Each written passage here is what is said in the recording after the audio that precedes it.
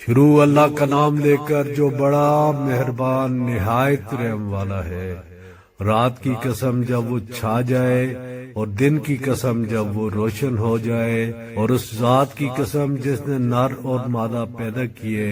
کہ تم لوگوں کی کوشش طرح طرح کی ہے۔ سو جس نے اللہ کے راستے میں مال دیا اور پرہیزگاری کی اور بہترین بات یعنی کلمہ توحید کو سچ جانا، تو اس کو ہم آسان طریقے کی توفیق دیں گے، اور جس نے بہل کیا اور بے پرواہ بنا رہا اور ایک بات کو جھوٹ سمجھا، تو ہم اسے رفتہ رفتہ سختی میں پہنچا دیں گے، اور جب وہ دوزخ کے گڑھے میں گرے گا تو اس کا مال اس کے کچھ کام نہ آئے گا۔ یقیناً راہ دکھانا ہمارا ذمہ ہے، اور بے شک آخرت اور دنیا ہماری ہی ملکیت ہے۔ سو میں نے تم کو بھڑکتی آگ سے خبردار کر دیا ہے، اس میں وہی داخل ہوگا جو بڑا بدبخت ہے، جس نے جھٹلایا اور منہ پھیرا،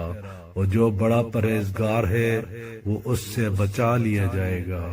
اور جو اپنا مال دیتے ہے تاکہ پاک ہو، اور اس لیے نہیں دیتا کہ اس پر کسی کا احسان ہے جس کا بدلہ اتارا جائے، بلکہ ہم نے رب اعلیٰ کی رضامندی حاصل کرنے کے لیے دیتے ہیں، اور وہ عنقریب خوش ہو جائے گا۔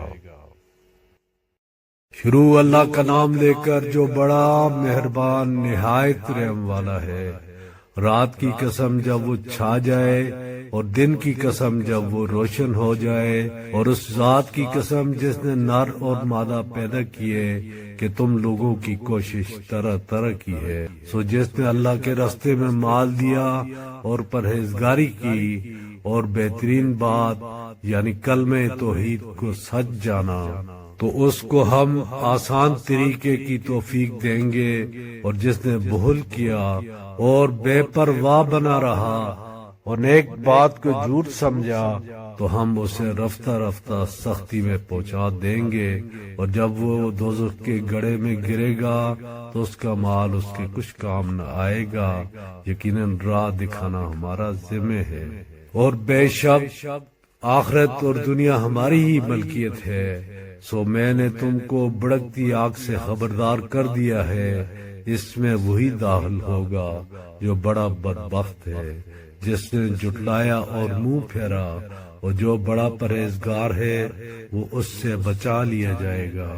اور جو اپنا مال دیتے ہے تاکہ پاک ہو، اور اس لیے نہیں دیتا کہ اس پر کسی کا احسان ہے جس کا بدلہ اتارا جائے، بلکہ ہم نے رب اعلیٰ کی رضامندی حاصل کرنے کے لیے دیتے ہیں، اور وہ عنقریب خوش ہو جائے گا۔